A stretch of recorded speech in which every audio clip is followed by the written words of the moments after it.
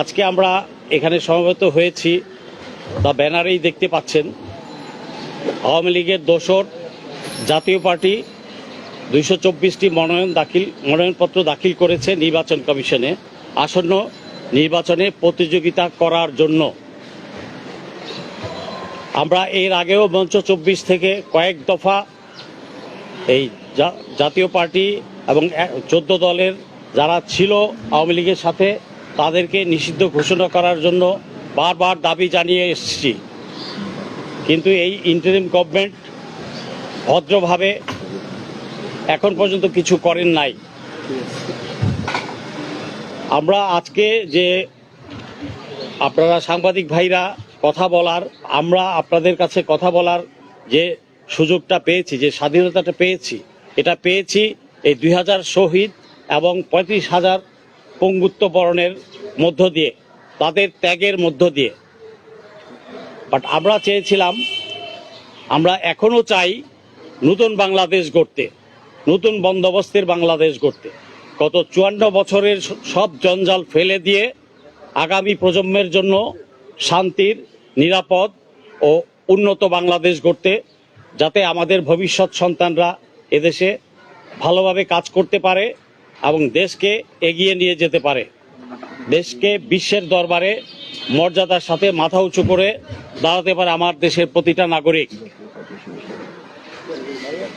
কিন্তু আমরা এই গত 1.5 বছরে যতটা চেয়েছিলাম, আশা করেছিলাম আপামর জনসাধারণ যে দেশটা ভালোর দিকে যাবে, পুরানো অনেক বন্দোবস্ত বাতিল করা হবে, কিন্তু সেটা আমরা আশানুরূপ কোনো ফল এখন পর্যন্ত দেখতে পাইনি। সকল গুম, খুন, হত্যার বিচার আমরা চাই, শহীদ হাদি হত্যার বিচার আমরা চাই, শাপলা হত্যা, বিটিআর হত্যা, সকল কিছুর বিচার আমরা চাই, কিন্তু সেই বিচার এখন পর্যন্ত দৃশ্যমান না। আইসিটিতে শুধু হাসিনার বিচার শুরু হয়েছে, আর বাকিদের চলছে, বাট সময় লাগছে। তো আর হাদি হত্যাকারীদেরকে এখন পর্যন্ত ধরা হয় নাই। এখনো আমরা আওয়াজ তুলে যাচ্ছি, জনগণ চায় হাদি হত্যাকারীদের অবিলম্বে ধরা হোক এবং তাদেরকে আইনের আওতায় আনা হোক। এই যে সকল গুম, খুন, হত্যা হয়েছে অতীতে গত 16 বছরে এবং এখনো 18 মাসে হয়েছে, এগুলা সবই আধিপত্যবাদ ভারতের সহায়তায় হয়েছে এই বাংলার মাটিতে। ভারত চায় না বাংলাদেশ মাথা উঁচু করে দাঁড়াক। এটা সোজা সাপটা কথা, সত্যি কথা, সবাই বোঝেন, আমি বুঝি, আপনিও বুঝেন, সরকারও বোঝে না যে তা নয়। কিন্তু সেই আধিপত্যবাদ ভেঙে দিয়েই এই স্বাধীনতা আমরা এনেছিলাম। আধিপত্যবাদের সেই শক্তিগুলো এবং হাসিনার রেখে যাওয়া লেসপেন্সারগুলো রাষ্ট্রযন্ত্রের সব জায়গায় বসা, তারা প্রথম 1 বছর একটু সিচুয়েশন অবজার্ভ করেছে, দেখেছে, একটু ভয়ে ছিল, বাট আস্তে আস্তে গত এই 1.5 বছরের মাথায় এসে আমরা দেখতে পাচ্ছি তারা আবার সতেজ হয়েছে, অক্সিজেন পেয়েছে, সতেজ হয়েছে এবং তারা রাষ্ট্রযন্ত্রের বিভিন্ন জায়গায় বসে কলকাঠি নেড়ে যাচ্ছে। জুলাই যোদ্ধাদের বিরুদ্ধে আবার তারা ক্ষেপে উঠছে, আবার বিভিন্ন জায়গায় আঘাত হানছে, হত্যা করছে।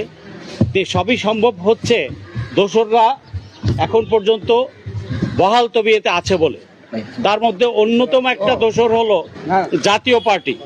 এই জাতীয় পার্টির উপর ভর করেই কিন্তু আওয়ামী লীগ এবং তার অন্যান্য সহযোগীরা আবার মাথাচাড়া দিয়ে উঠছে।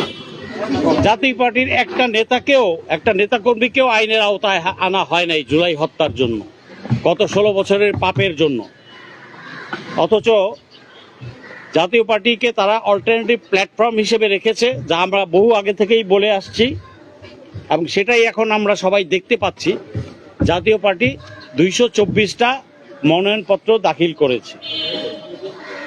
এদের উদ্দেশ্যটা হচ্ছে যে জাতীয় পার্টির ভোট, বিএনপির ভোট আর আওয়ামীদের ভোটগুলো এই 2টা বাক্সে, হয় বিএনপি অথবা জাতীয় পার্টির বাক্সে এনে কোনো রকম তাদেরকে জয়যুক্ত করে আবার সেই হাসিনাকে আপা ওই আপাকে ফেরত আনার নেশায় তারা মত্ত।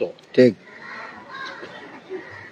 জনগণ কিন্তু ইতিমধ্যেই তাদের মনের ভাব প্রকাশ করে দিয়েছে যে তারা আধিপত্যবাদকে আর চায় না, আওয়ামী হাসিনার দোসরদেরকে আর চায় না, গুম খুনকারীদেরকে আর চায় না।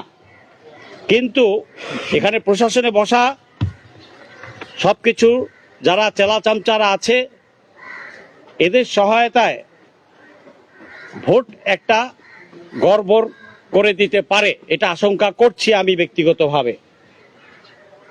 রেজাল্ট হয়তো দেখা যাবে বা ভোট কাস্টিং এমন হবে যে ওই দোষরা সব এক বাক্সে গিয়ে ভোট দিচ্ছে। তো সেই ক্ষেত্রে আমাদের এই স্বাধীনতা আবার যাতে পুনরায় হরণ করতে না পারে, সেজন্য আমাদেরকে সতর্ক থাকতে হবে। আমাদেরকে বিভিন্ন অ্যাঙ্গেলে চিন্তা করতে হবে কত রকম চক্রান্ত তারা করতে পারে নির্বাচন নিয়ে এবং নির্বাচনে জিতে আসার জন্য। আমরা হয়তো ভাবছি যে এনসিপি জিতবে, জামাত জিতবে বা অন্যরা জিতবে। আমাদের ভাবনার সাথে সাথে আমি সবাইকেই সতর্ক করতে চাই, আপনারা সজাগ থাকবেন, খেয়াল রাখবেন কে কোথায় কি করছে। কারণ তারা তো থেমে নাই, তাদের হারানোর রাজত্ব তারা আবার সেই ফিরে পেতে চাবে ভারতের সহায়তায়, আওয়ামী লীগ এবং ভারত। আপনি তার জায়গায় হলেও হয়তো অন্য কোনো দুষ্ট লোক হলেও তাই করত। তো সেই ক্ষেত্রে আমরা যেহেতু জানি তারা এটা করতে পারে, অতএব আমাদেরকে সাবধান থাকতে হবে। তাই আমি বলছি, জাতীয় পার্টি যে 224টি মনোনয়নপত্র দাখিল করেছে, এ ব্যাপারে আমি ইন্টারিম গভর্নমেন্টের দৃষ্টি আকর্ষণ করছি, নির্বাচন কমিশনের দৃষ্টি আকর্ষণ করছি। এদের মনোনয়নপত্র কোনোভাবেই গ্রহণ করা যাবে না। নির্বাচন কমিশন এ ব্যাপারে শক্তিশালী ভূমিকা রাখতে হবে। এবং আপনি নির্বাচন কমিশন যদি এই দেশের কমিশন মনে করেন নিজেকে, তাহলে সুবিচার করতে হবে এবং এই জুলাই হত্যার দোসরদেরকে, সকল গুম খুন হত্যার দোসরদেরকে পুনরায় কোনো সুযোগ দেওয়া যাবে না। আপনি এই পর্যন্ত নিষিদ্ধ করেন নাই, ভালো কথা, কিন্তু তাদেরকে নির্বাচনে কোনোভাবেই অংশগ্রহণ করতে দেওয়া যাবে না। শহীদের রক্তের সাথে বেইমানি করা যাবে না, পঙ্গুত্বের ত্যাগের সাথে বেইমানি করা যাবে না। পুনরায় ভারতীয় আধিপত্যবাদ জেকে বসার সুযোগ করে দেওয়া যাবে না। তাহলে মির্জাফরের ভূমিকায় আপনাদের নাম থাকবে, মির্জাফরের তালিকায় আপনাদের নাম থাকবে। আমি নির্বাচন কমিশন এবং রাষ্ট্রের সকল অংশ, যন্ত্রাংশ এবং ইন্টারিম গভর্নমেন্টকে আমি দ্ব্যর্থহীন ভাষায় বলতে চাই, এদের মনোনয়ন থামান, এদের মনোনয়ন বাতিল করুন। শহীদের রক্তের সাথে বেইমানি চলবে না, জাতির সাথে আর কোনো গাদ্দারি করা চলবে না। অতএব এ ব্যাপারে আশু পদক্ষেপ অনতিবিলম্বেই যাচাই বাছাই শেষ হওয়ার আগেই নিতে হবে। এই বলেই আমি আজকে শেষ করছি। ধন্যবাদ। লাগবে না, সরিয়ে ফেলেন। হ্যাঁ, ছেড়ে দিন, ব্যানার লাগবে না।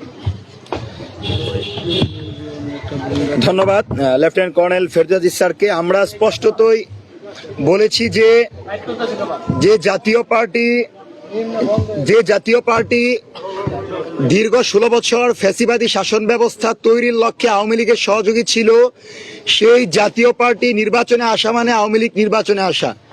যেই লাঙল নির্বাচনে আসবে সেই লাঙল দিয়ে নৌকা আসবে না, এটার কোনো নিশ্চয়তা নাই। এবং আওয়ামী লীগের মতো জাতীয় পার্টিকেও বিচারের মুখোমুখি করে 16 বছর তাদের যে ভূমিকা ছিল সেটাকে আইনের ভাষায় বিচার করতে হবে। এ পর্যায়ে কথা বলার জন্য অনুরোধ করছি লেফটেন্যান্ট কর্নেল বীর প্রতীক হাসিনুর রহমান। কর্নেল হাসিনুর রহমানকে কথা বলার জন্য অনুরোধ করছি। উপস্থিত সবাই আসসালামু আলাইকুম। আমি আসলে হতাশ। এই ফাঁকের মধ্যে হাদি মারা গেছেন আমাদের, আমরা শোকাহত।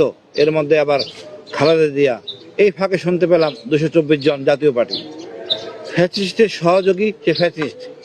গুম খুন থেকে শুরু করে যত রকম গণহত্যা, যা কিছু অপকর্ম করছে সব কিছুর সাথে জাতীয় পার্টি জড়িত। ঠিক। এই জাতীয় পার্টি ভারতে কথা দিয়েছে, বলা যাবে না, সে না বলা কথা আমরা শুনতে চাই। এই জাতীয় পার্টি কি করে নাই, এই স্বীকৃতি দিয়েছে জাতীয় পার্টি, আবার সেই জাতীয় পার্টি